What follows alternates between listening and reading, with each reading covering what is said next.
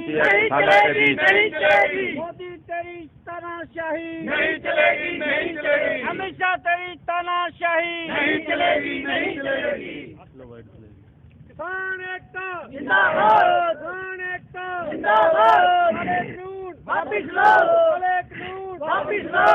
मोदी तेरी तानाशाही नहीं चलेगी, नहीं चलेगी, हमेशा तेरी तानाशाही नहीं चलेगी, नहीं चलेगी, अबानी तेरी तानाशाही नहीं चलेगी, नहीं चलेगी। किसान एकता जिंदाबाद, किसान मजदूर एकता जिंदाबाद। ये किसानों के बीच हम पहुंचे हैं। किसान मोदी की गुंडागर्दी नहीं चलेगी नारों के बीच में जहाँ बैठे हैं, इनसे जानते हैं कि ये आखिरकार मोदी प्रधानमंत्री है, ये उनको क्यों कोस रहे हैं, क्यों गालियाँ उनको देने, कहाँ नौबत आ गई। प्रधानमंत्री आखिरकार देश का, इस प्रकार से आप उन पर मुर्दाबाद के नारे लगा रहे हैं, क्या कारण है? ये क्या कहेंगे आप? कारण जी एक ही है, हमने मोदी को बनाया हमारा हमदर्द करके, लेकिन मोदी ने हमारे पे काले कानून लगाए हैं 3। ये किसान की हत्या कर रहा है, इसलिए हम नारे लगा रहे हैं, इसीलिए धरने में बैठे हैं। जब तक हमारा ये कानून वापस नहीं लेगा उतने दिन हम धरने से नहीं उठेंगे। मैं आपसे जानना चाहूँगा कि मोदी तो कह रहा है, मोदी सरकार कह रही है कि जो तीनों अध्यादेश लाए गए हैं ये किसानों के हित में है, आप इसको अहित कैसे मान रहे हैं? मैं आपको एक बात बताता हूँ जी, मोदी जितना झूठा इस देश में पैदा नहीं हुआ, ना ही कभी होगा। ये आज से 4-5 रोज पहले मध्य प्रदेश में किसानों के लिए सभा कर रहा था, एसी के आदमी थे, किसान नहीं थे। वहाँ ये कह रहा है मैंने स्वामीनाथन आयोग की रिपोर्ट लागू कर दी, कोर्ट में इन्होंने लफनामा दे रखा है भी हम लागू नहीं कर सकते। अब किसको सच बोले, वो सरेआम झूठ बोल रहे जी। सारा दिन वो किसानों को वो बरकला रहा है, लेकिन किसान इसको झांसे में नहीं आएंगे। एक आपसे और प्रश्न पूछूंगा कि मोदी जो है कच्छ के अंदर जा रहा है, कभी गुजरात जा रहा है और कभी अन्य स्थानों पर जाकर किसानों की बात कर रहा है, जो दिल्ली के अंदर लाखों की संख्या में किसान बैठे हैं, और आपने जहाँ हनुमानगढ़ के अंदर भी टोल नाके फ्री कर दिए हैं, तो वो किसानों के बीच में क्यों नहीं आ रहा? क्या कारण हो सकता है? आप क्या मानते हैं इसको? वो जी अडानी अंबानी से दबा हुआ है, उनके जितने दबा रहेगा उतने किसानों के बीच में नहीं आएगा। वो किसानों की हमदर्द नहीं है, इसलिए नहीं आ रहे। किसान जायज़ बात मांग रहे हैं, वो जायज़ बात कर नहीं रहे।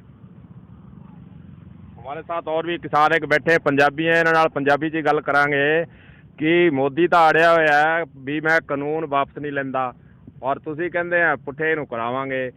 तो ਤੁਹਾਡਾ ਇਹ ਧਰਨਾ ਜਿਹੜਾ ਹਾਲਾਂਕਿ ਦਿੱਲੀ 'ਚ ਚੱਲ ਰਿਹਾ, ਜ਼ੋਰ ਸ਼ੋਰ ਨਾਲ ਚੱਲ ਰਿਹਾ, ਹੁਣ ਤੁਸੀਂ ਹਨੂਮਾਨਗੜ੍ਹ 'ਚ ਵੀ ਜ਼ੋਰ ਸ਼ੋਰ ਨਾਲ ਤੇਜ਼ ਕਰਤਾ ਹੈ, ਟੋਲ ਪਲਾਜ਼ੇ ਰੋਕੇ ਹੈ, ਰਿਲਾਇੰਸ ਮਾਲ ਕਹਿ ਲਓ, ਚਾਹੇ ਅਡਾਣੀ ਬਾਣੀ ਦੇ ਕਾਰੋਬਾਰ ਕਰੋ ਬੰਦ ਕਰਾਏ ਹੈ, ਤੁਸੀਂ ਇਹਨੂੰ ਕਿੱਦਾਂ ਦੇਖਦੇ ਆ? ਦੇਖੋ ਜੀ, ਇਹ ਅਸੀਂ ਜਿਹੜਾ ਕੀਤਾ ਹੈ ਕਿ ਕਿਸਾਨੀ ਦੇ ਹਿੱਤ ਵਾਸਤੇ ਕੀਤਾ ਗਿਆ, ਕਿਉਂਕਿ ਸਾਡੇ ਜਿਹੜੇ ਕਿਸਾਨ ਪਰਿਵਾਰ ਨਾਲ ਜੁੜੇ ਹੋਏ ਹੈ ਔਰ ਸਾਡੇ ਜਿਹੜੇ 3 ਕਾਲੇ ਕਾਨੂੰਨ ਹੈ ਉਹਨਾਂ ਦੇ ਪ੍ਰਤੀ ਅਸੀਂ ਰੋਸ ਪ੍ਰਗਟ ਕਰ ਰਹੇ ਹਾਂ ਔਰ ਇਹ ਅੰਦੋਲਨ ਹੋਰ ਵੀ ਤੇਜ਼ ਕਰਾਵਾਂਗੇ। ਥੋੜ੍ਹੇ ਦਿਨਾਂ ਤੱਕ 2-4 ਹੋਰ ਵੀ ਤੇਜ਼ ਕਰਾਂਗੇ ਔਰ ਅਸੀਂ ਇਹਨੂੰ ਕਾਰਨ ਹੈ ਕਿ ਸਾਡੇ ਜਿਹੜੇ ਮੰਡੀਆਂ ਬੰਦ ਹੋ ਰਹੀਆਂ ਔਰ ਸਾਡੀਆਂ ਜਿਹੜੀਆਂ ਕੰਟੈਕਟ ਫਾਰਮਿੰਗ ਕਹਿੰਦੇ ਆ ਉਹ ਸਾਨੂੰ ਨੁਕਸਾਨ ਹੈ, ਉਸ ਸਾਨੂੰ ਨੁਕਸਾਨ ਹੈ। ਇਸ ਦੇ ਕਰਕੇ ਅਸੀਂ ਇਹ ਧਰਨੇ ਲਾਏ ਹੋਏ ਆ ਔਰ ਜ਼ਿਮੀਂਦਾਰਾਂ ਨੂੰ ਕਹਾਂਗੇ ਇਕੱਠੇ ਹੋਰ ਹੋਣ ਔਰ ਇਹਦੇ ਵਿੱਚ ਕੋਈ ਪਾਰਟੀ ਨਹੀਂ ਹੈ, ਕੋਈ ਨਹੀਂ ਹੈ, ਸਭ ਕਿਸਾਨ ਜੁੜੇ ਹੋਏ ਹੈ। ਕੱਲ੍ਹ ਕਹਿ ਰਹੇ ਕੋਈ ਵੀ ਆਵੇ ਪਾਰਟੀ ਵਾਲਾ ਉਹਦਾ ਸਵਾਗਤ ਹੈ, ਪਰ ਅਸੀਂ ਕੋਈ ਇੱਥੇ ਰਾਜਨੀਤਿਕ ਮੰਚ ਨਹੀਂ ਬਣਾਇਆ ਹੋਇਆ, ਇਹ ਕਿਸਾਨਾਂ ਦਾ ਹੀ ਮੰਚ ਹੈ, ਕਿਸਾਨਾਂ ਵਾਸਤੇ ਹੀ ਬਣਾਇਆ ਹੋਇਆ ਹੈ।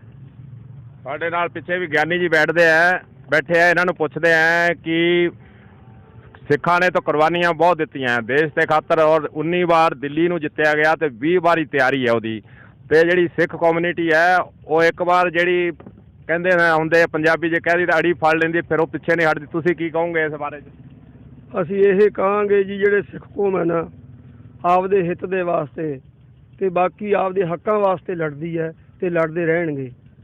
ਜ਼ੁਲਮ ਕਦੇ ਮੁੱਕੇ ਨਹੀਂ ਠੱਲੇ ਜਾਂਦੇ ਹੈ, ਤਖਤ ਕਦੇ ਮਿਲਦੇ ਨਹੀਂ ਮੱਲੇ ਜਾਂਦੇ ਹੈ।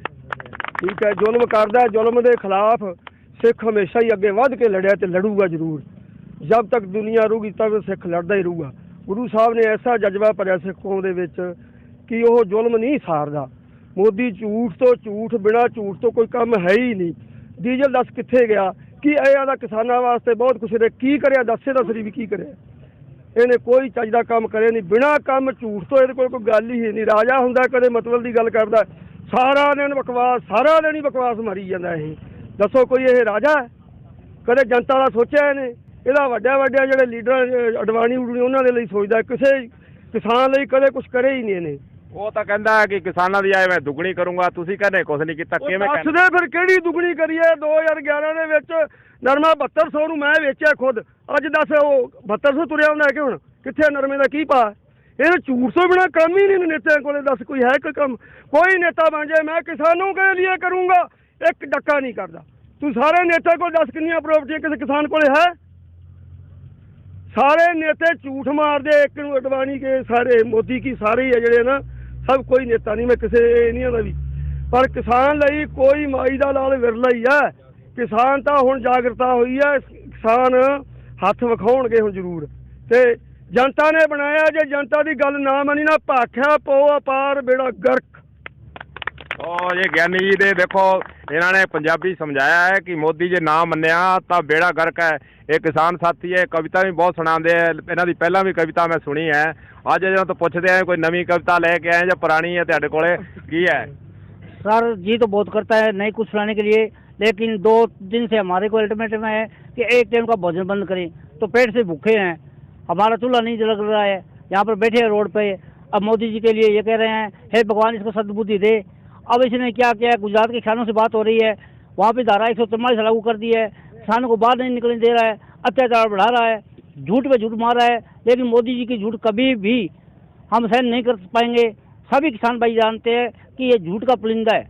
इसने कहा था कि मैं स्वामीनाथन रिपोर्ट लागू करूंगा, मैं महंगाई, भ्रष्टाचारी, बेरोजगारी के मुद्दों पर इसने सरकार बनाई, इतनी झूठ मारी, इतना दगा किया है, तो वाहेगुरु अल्लाह राम इसके लिए तैयार है। कोई भी इसको कुछ भी किसी टाइम कुछ हो सकता है। तो ये किसान जी कहते हैं कि वाहेगुरु अल्लाह सारे तैयार है, मोदी हाले भी अड़िया हुआ है और मोदी ਨੂੰ ਸਮਝ ਨਹੀਂ ਆ ਰਹੀ। ਸਾਡੇ ਨਾਲ ਹੋਰ ਵੀ ਕਿਸਾਨ ਇੱਥੇ ਪੰਜਾਬੀ ਭਰਾ ਬੈਠੇ, ਨਾਲ ਪੰਜਾਬੀ ਜੀ ਗੱਲ ਕਰਾਂਗੇ। ਔਰ ਇਹ ਵਿਵਸਥਾ ਵੀ ਇੱਥੇ ਦੇਖ ਰਹੇ ਆ, ਜਿਹੜਾ ਧਰਨਾ ਲਾਇਆ ਹੈ ਇਹਨਾਂ ਨੂੰ ਦੇਖਿਆ ਕਿ ਵਿਵਸਥਾ ਇੱਧਰ ਦੀ ਉੱਧਰ ਸਾਰਾ ਦੇਖ ਰੇਖ ਕਰ ਰਹੇ ਆ। ਤੁਸੀਂ ਇਹਨੂੰ ਕਿੱਦਾਂ ਦੇਖਦੇ ਆ ਧਰਨੇ ਨੂੰ? ਧਰਨਾ ਹੈ ਜੀ ਅਸੀਂ ਉਹ ਕਿਸਾਨਾਂ ਦੇ ਹੱਕ 'ਚ ਹੀ ਲਾਇਆ ਹੋਇਆ ਜੀ, ਜਿਹੜੇ ਉਹ MSP ਨਹੀਂ ਦੇ ਰਹੇ। ਤੇ ਪਹਿਲਾਂ ਫਸਲਾਂ ਸਾਡੀਆਂ ਨਰਮਾ ਜਿਵੇਂ 7200 ਨੂੰ ਦੱਸਿਆ ਖਾਲਸਾ ਜੀ ਨੇ ਵਿਕਦਾ ਸੀ, ਉਹਦਾ 5000 ਰੁਪਏ ਰੇਟ ਹੈ। ਹੁਣ ਸਾਡੇ ਮੰਡੀਕਰਨ ਬੋਰਡ ਵੀ ਖਤਮ ਕਰਨ ਨੂੰ ਚਾਹੁੰਦੇ ਆ, ਇਹ ਅਡਾਨੀ ਅੰਬਾਨੀ ਨੂੰ ਦੇਣਾ ਚਾਹੁੰਦੇ ਆ। ਤੇ ਇਹਨੂੰ ਇਹੀ ਬੇਨਤੀ ਹੈ ਵੀ ਮੋਦੀ ਸਾਹਿਬ ਆਪਦੇ ਕਾਨੂੰਨ ਵਾਪਸ ਲੈ ਲਾ। ਕਿੰਨੇ ਠੰਡ 'ਚ ਲੋਕ ਉੱਥੇ ਬੈਠੇ ਆ, ਸਾਡੇ ਸਾਥੀ 23-24 ਸ਼ਹੀਦ ਹੋ ਗਏ ਦਿੱਲੀ 'ਚ ਜੀ। ਜਿੰਨਾ ਚਿਰ ਉਹ ਧਰਨਾ ਨਹੀਂ ਚੱਕਦੇ, ਉੱਥੋਂ ਕਾਨੂੰਨ ਵਾਪਸ ਨਹੀਂ ਹੁੰਦੇ, ਉਹਨਾਂ ਚਿਰ ਇਹ ਧਰਨਾ ਅਸੀਂ ਨਹੀਂ ਹਟਾਵਾਂਗੇ। ਜਿਵੇਂ ਰਾਮਦੇਵ ਵਰਗੇ ਵੱਡੀਆਂ ਕੰਪਨੀਆਂ ਵਾਲੇ ਆ, ਉਹਨਾਂ ਨੂੰ ਸ਼ਹਿਦ ਨੂੰ ਖੰਡ ਪਾ ਭਾਈ ਵੇਚੀ ਜਾਂਦਾ ਉਹ। ਤੇ ਆਹੀ ਆਟਾ ਇਹ ਆਰਗੈਨਿਕ ਖੇਤੀ ਦਾ ਇਹੀ ਹੈ ਜੀ। 20 ਰੁਪਏ ਵਾਲੀ ਜ਼ਿਮੀਂਦਾਰ ਦੀ ਕਣਕ ਲੈ ਕੇ ਨਾ ਤੇ 100 ਰੁਪਏ ਵਾਲਾ ਇੱਕ ਵਹਿਮ ਪਾ ਦੂਗਾ, ਮੋਹਰ ਲਾ ਦੂਗਾ ਆਪਦੀ ਉੱਤੇ, ਜਿਵੇਂ ਕਿ ਰਾਮਦੇਵ ਵਾਲਿਆਂ ਤੇ ਲਾਈ ਵੀ ਹੈ ਵੀ ਜੇ ਆ ਗਾਈਆਂ ਦਾ ਮੂਤ ਹੈ। ਉਹੀ ਗੱਲ ਹੈ, ਜ਼ਿਮੀਂਦਾਰ ਦਾ ਤਾਂ ਕੋਈ ਦੁੱਧ ਨਹੀਂ ਵਿਕਦਾ, ਉਹ 20-22 ਰੁਪਏ ਹੈ, ਤੇ ਰਾਮਦੇਵ ਦਾ ਮੂਤ ਹੀ 90 ਰੁਪਏ ਵੇਚੀ ਜਾਂਦਾ ਹੈ। ਔਰ ਤੁਸੀਂ ਇੱਕ ਗੱਲ ਹੋਰ ਤੁਹਾਨੂੰ ਪੁੱਛਣਾ ਚਾਹੂੰਗਾ ਕਿ ਜਿਹੜਾ ਸਿੱਖ ਇਤਿਹਾਸ ਹੈ, ਸਿੱਖ ਹਿਸਟਰੀ ਹੈ, ਤੁਸੀਂ ਇਹ ਮੋਦੀ ਨੂੰ ਸਲਾਹ ਕਿਉਂ ਨਹੀਂ ਦਿੰਦੇ ਕਿ ਪਹਿਲਾਂ ਉਹ ਸਿੱਖ ਦਾ ਇਤਿਹਾਸ ਪੜ੍ਹ ਲਵੇ ਫਿਰ ਸਾਡੇ ਨਾਲ ਮੱਥਾ ਲਾਵੇ? ਅਸੀਂ ਕਹਿੰਦੇ ਹਾਂ ਜੀ, ਮੱਥਾ ਟੇਕਣ ਤੱਕ ਦਿਨ ਜਾ ਵੜਿਆ ਮੋਦੀ, ਉਦੋਂ ਵਿਚਾਰੇ ਜੋ 23 ਸ਼ਹੀਦ ਹੋ ਗਏ ਉੱਥੇ ਉਦੋਂ ਗਿਆ ਮੱਥਾ ਟੇਕਣ। ਇਹ ਚਾਹੀਦਾ ਇਹਨੂੰ ਆਪ ਨੂੰ। ਸਾਡੇ ਸਾਰੇ ਜਥੇਬੰਦੀਆਂ ਦੇ ਫੋਨ ਆਉਂਦੇ ਰਹਿੰਦੇ ਆ, ਦੱਸਦੇ ਨੇ, ਸਾਡੇ ਨਾਲ ਗੱਲਬਾਤ ਕਰਦੇ ਨੇ, ਕੱਲ੍ਹ ਨੂੰ ਆਉਣਗੇ ਵੀ ਇੱਥੇ ਜੀ। ਉਹ ਇਹ ਵਿਚਾਰ ਹੈ ਵੀ ਇਹ ਕਾਨੂੰਨ ਵਾਪਸ ਲਵੇ, ਬਹੁਤ ਗਲਤ ਕਾਨੂੰਨ ਬਣਾਇਆ, ਕਿਸਾਨ ਮਜ਼ਦੂਰ ਜਮਾਂ ਹੀ ਮਾਰ ਦੂਗਾ ਜੀ।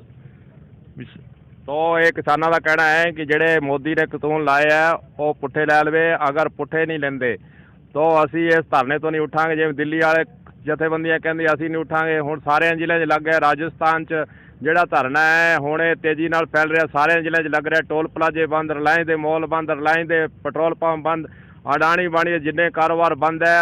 ਔਰ ਮੋਦੀ ਤੇ ਜੋ ਹੈ ਇਹ ਸਿੱਖ ਕਮਿਊਨਿਟੀ ਖਾਸ ਕਰਕੇ ਕਹਿੰਦੀ ਹੈ ਕਿ 19 ਵਾਰ ਦਿੱਲੀ ਨੂੰ ਜਿੱਤਿਆ ਹੈ और 20वीं बार असी तैयारी हैं, फिर भी मोदी समझा, हाले भी समझा, हाले मौका है। किसानों का ही कहना है कि अभी तेरे को टाइम है, तू समझा और कानूनों पुट्ठे लै ला। कलम न्यूज़ वास्ते गुरदेव सिंह सैनी दी डबड़ी टोल नाके तो।